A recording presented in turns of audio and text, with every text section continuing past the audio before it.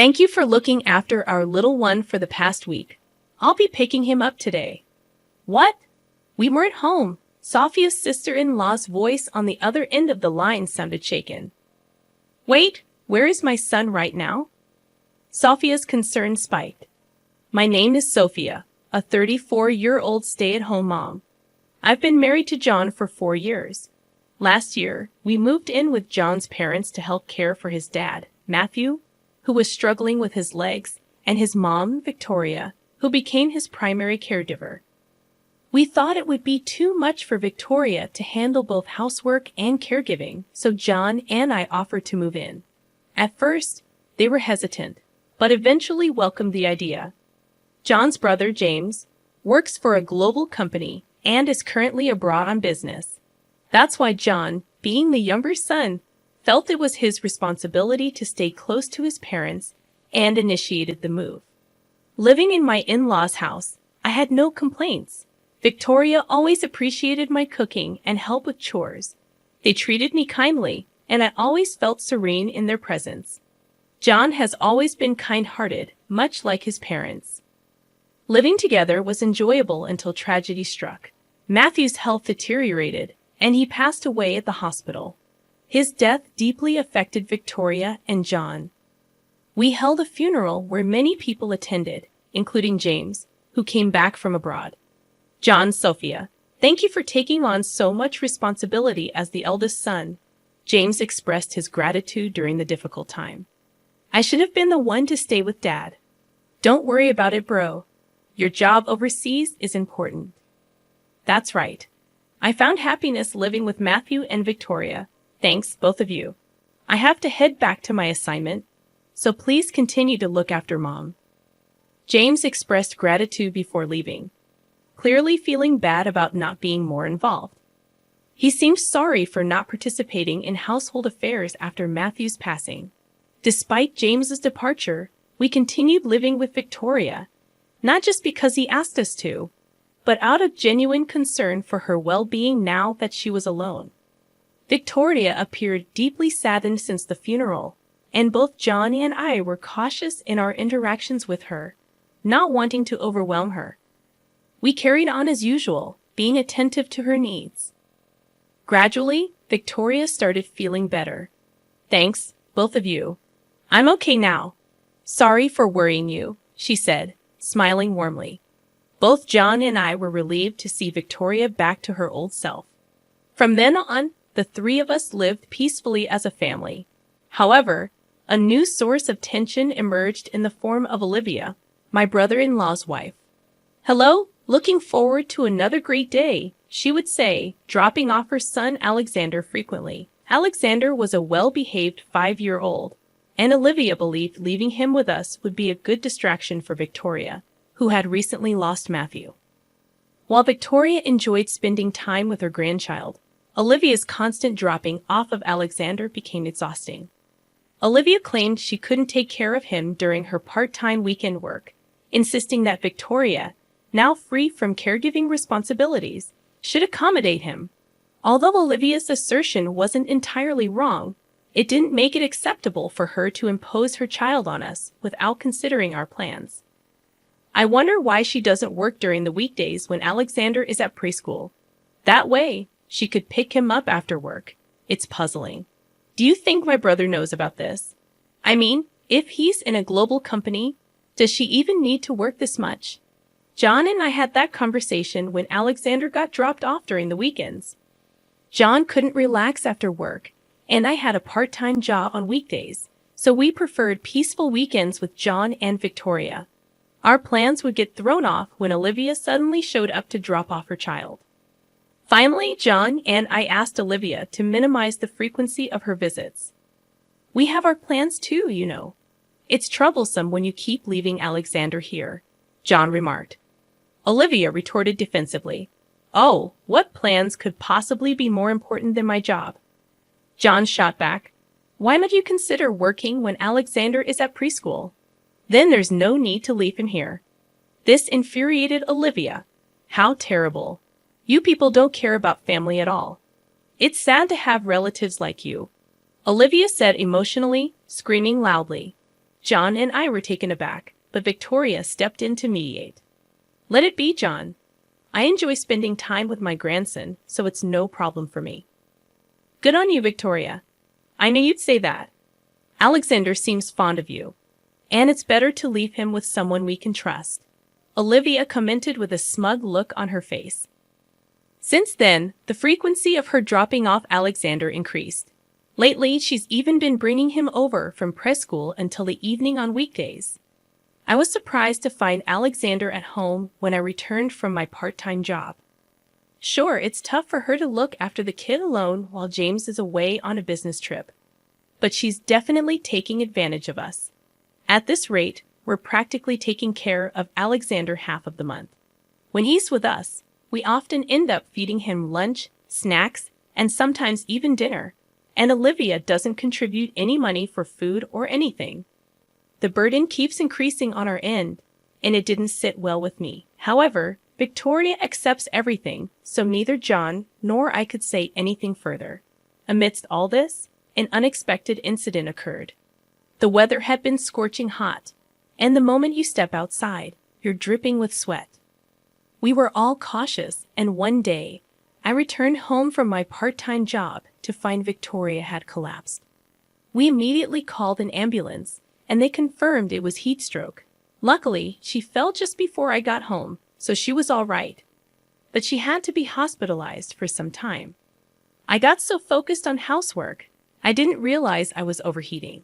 I'm really sorry for worrying you, Victoria apologized. It's okay, Mom. Thankfully, you're safe now. John and I reassured her, chatting with Victoria in her hospital room. We were relieved, but we had planned a family trip set to depart the day after tomorrow. If Mom's in the hospital, the trip's going to be a problem. Yeah, we'll need to cancel, we discussed. As we were discussing this, Victoria suggested, why don't you two go ahead without me? But Mom, we're worried about you. We expressed our concerns. Right, we can't just leave you behind and go, we insisted. You two always help me out, so now's the time to have some alone time as a couple. I'll be fine. I'm in a hospital, after all, Victoria encouraged us. Feeling reassured, we decided to proceed with the trip. It was a waste to pay the cancellation fee for 3 people, and maybe I could change it without having to pay anything if I'm the only one who doesn't want to go. After being encouraged so much, we decided to go on the trip as well. Since John was also on summer vacation, we got into the car early in the morning on the day of the trip and headed for our Ocean View hotel. Excited for a trip as a couple after so long, we stopped at various shops on the way and found some knickknacks that Victoria would like in a chic boutique. While thinking about grabbing some lunch at a cafe, my phone rang. It was Olivia. Sophia, why aren't you answering your phone? I called an hour ago and even sent messages, Olivia questioned. Sorry, we're out at the moment. Must be nice going out while I'm working, huh? Olivia began with her usual passive-aggressive comments. Just when I thought everything was fine, Olivia dropped the bombshell. Look, I left Alexander by the front door. Take him inside and look after him, would you? What? All right, you handle the rest. Wait, hold on a sec. I tried to say more, but she hung up the phone. Despite my attempts to call her back, it seemed she had turned off her phone, probably annoyed with my constant calling. I promptly discussed the situation with John. Despite today not being excessively hot, it was still summer, and leaving someone outside for hours could lead to heat stroke. Moreover, who leaves a 5-year-old alone outside? The problem was that John and I were already far from home, having left early in the morning. Seeing me panic, John calmly said, Relax, let's think this through. I'll call my brother. He's probably off work today. With that, John called James, and fortunately, James picked up quickly. John explained the situation, and James, shocked, provided us with Olivia's parents' contact number. John then called Olivia's parents, explained the situation, and they agreed to pick up Alexander. It turned out to be a blessing in disguise. Olivia's parents lived only about an hour's drive from us. so they could retrieve Alexander without much trouble. Apparently, he was sitting in the shade, looking distressed. Olivia's parents quickly gave him some water and took him to their house. He was safe for now. John and I felt relieved and went on to enjoy our trip. But Olivia turned out to be one exhausting person. We agreed that we needed to give her a piece of our minds. However, what happened next was beyond our expectations. About a week later, Olivia called me, saying, "Hey, thanks for watching Alexander for a week. I'll pick him up today," as if she had done nothing wrong. "What are you talking about? What do you mean, you got heat stroke and lost your mind?" "I'm coming to pick up Alexander," I responded. "We weren't even home. We were out of state when you said you left Alexander at our doorstep," I added. Olivia was clearly shaken over the phone. "Then where is Alexander?" "He's at your parents' place," I informed her. "At my parents'? They've been watching over him," I continued. "No way." Olivia abruptly hung up, most likely heading to her parents' place. About an hour later, Olivia showed up, demanding, "Where's Alexander?" The moment she entered the living room, she was speechless. That was to be expected because there we all were. Olivia's parents, us, Victoria, and even James. "Why is everyone here?" Olivia seemed confused. Then Olivia's parents spoke up. "You really are beyond help. Mom, what's going on all of a sudden? Word is you've been dropping off Alexander at James's parents' way too often, haven't you?" "Well, I've been busy with work, so it's just on weekends," Olivia tried to excuse herself. "That's no excuse, dropping him off every single weekend," Olivia's parents chided. "I also heard from James's mother that you've been leaving him there on weekdays too." Olivia's mother and father confronted her like this. Feeling cornered by her own parents, Olivia defended herself. "I'm working, you know. It's okay for me to get a little support. Victoria and John are free anyway," Olivia reasoned.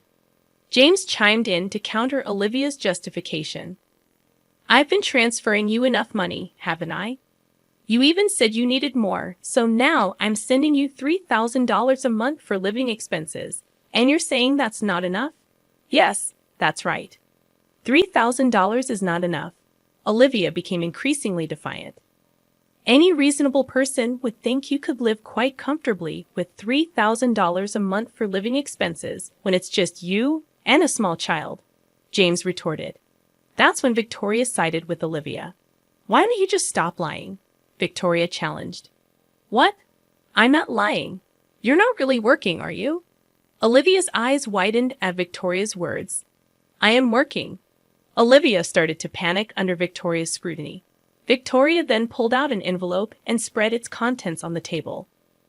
"I hate to say this in front of your parents, but I've had my suspicions about you, so I had an investigation done. It turns out you've been having an affair.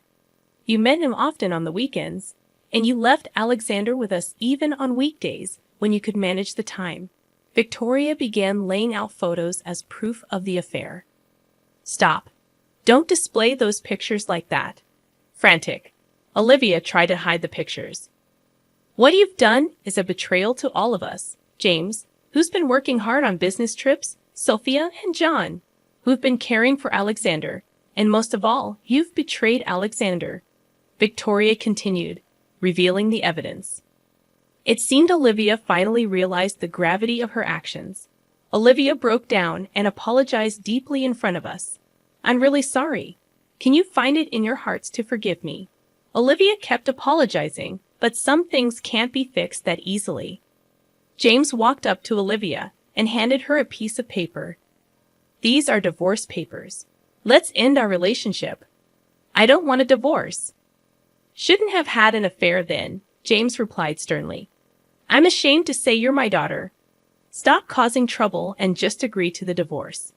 "No way," Olivia protested, but no one in the room was on her side. Eventually, Olivia signed the divorce papers, sealing the end of her marriage with James. James was granted custody of their child. He spoke to his company about the situation and decided to return to the U.S. sooner than planned. Although this cost him a potential promotion, James said life with Alexander is more important, and they're now living together in an apartment near our family home. As for Olivia, she's been sued for alimony by James and her affair partner. She was also disowned by her parents and is working desperately to pay off her monthly installments. Olivia wanted to see Alexander, but he refused. Apparently, Olivia was too absorbed in her phone to take care of him and often neglected his basic needs. Who would want to be involved with someone like that? Turns out Olivia's affair partner was also married, and now his wife is suing her as well. Even worse, he decided not to divorce, leaving Olivia with massive debt and losing everything: her child, James, and her parents. From now on, she'll live a lonely life with most of her earnings going toward alimony payment. But she brought it all on herself. It's the punishment she deserves for her betrayal.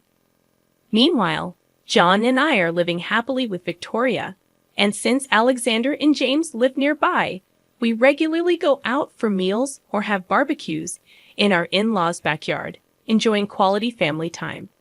I plan to continue cherishing this family I love so much and live out my